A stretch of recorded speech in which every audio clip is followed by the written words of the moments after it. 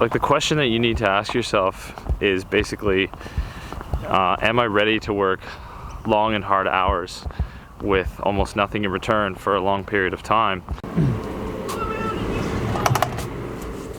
All right, see you later, Nesco. I'm going for a walk.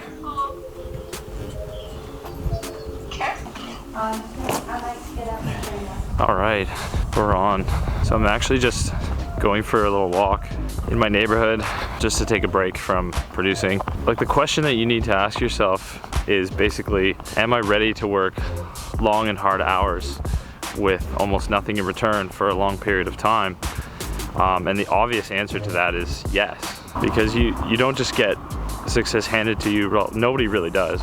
And if you did, without having to put any of the hard work and hours into your craft, it would probably ruin you at some point because you're not ready for it, plain and simple. You haven't put in the time, you haven't done the practice, done the research and all that good stuff. So the beginning of the journey is actually the most interesting part, for me at least, because that shows you how you face adversity and if you're cut from a cloth of hard work and perseverance. And if not, can you develop those skills to push forward?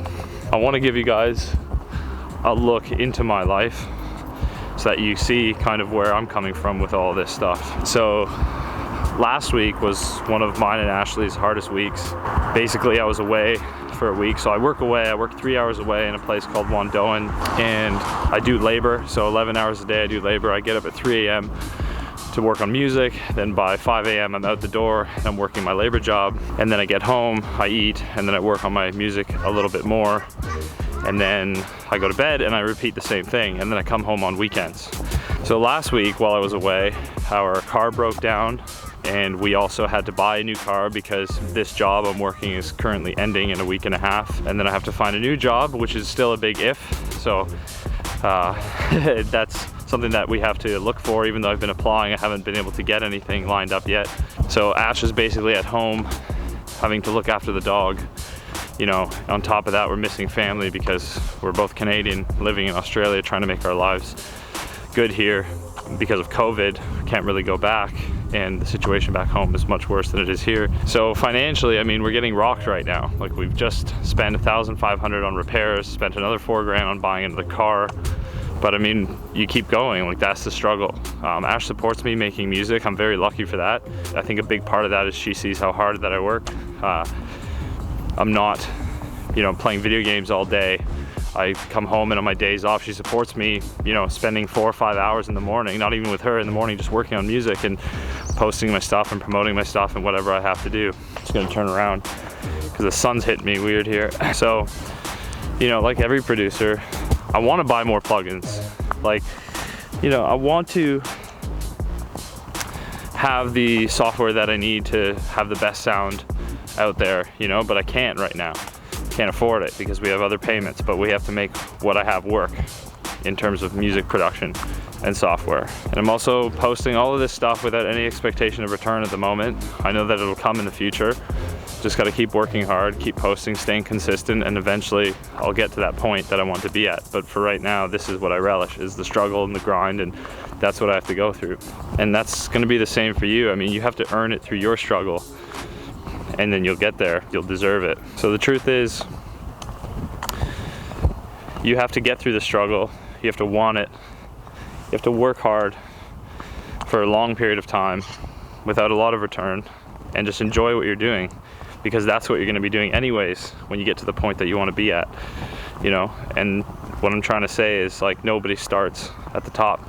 You start here and you prove yourself and you get to the point you want to be at. So anyways, I'm gonna head home now.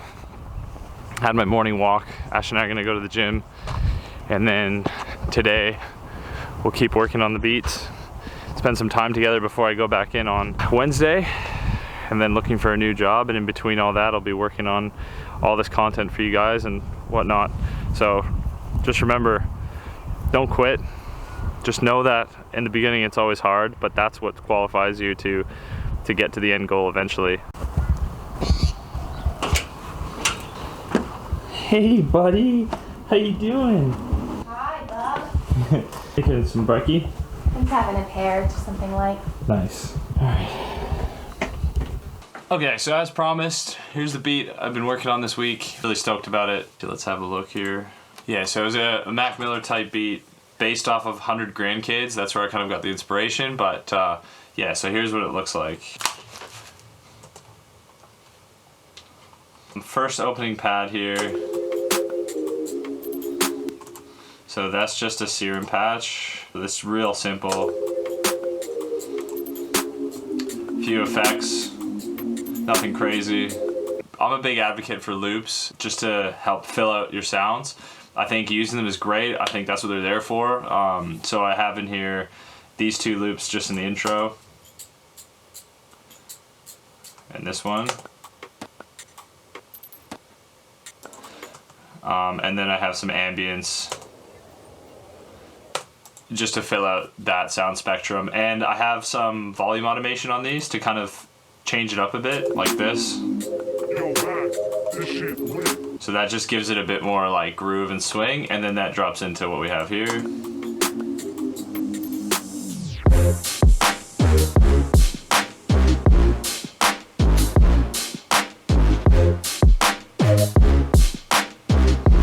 then the hi-hats come in.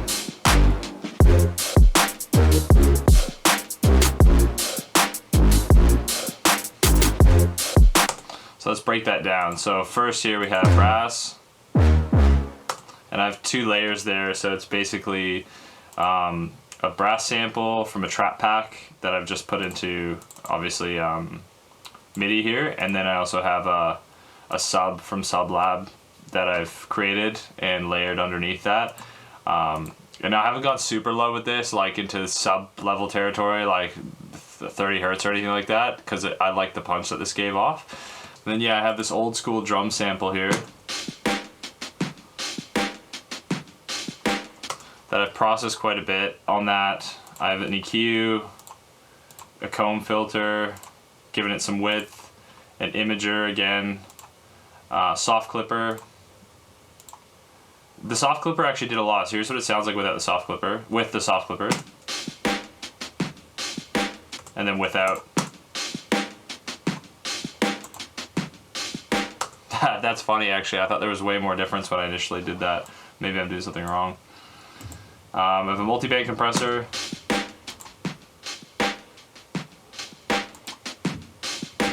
Just bringing up levels a bit, compressing it. There's a limiter on here with a gator. So I'm basically just taking down all that noise in between.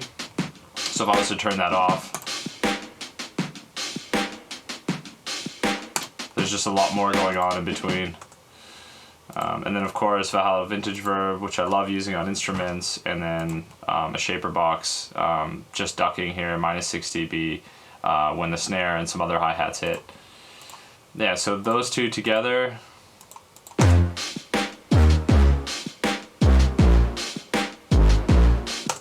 And then I have the original serum patch I showed you guys. I just made it super dry and used it as a stab, and it actually layered quite nicely. So this is it on its own. So now all together.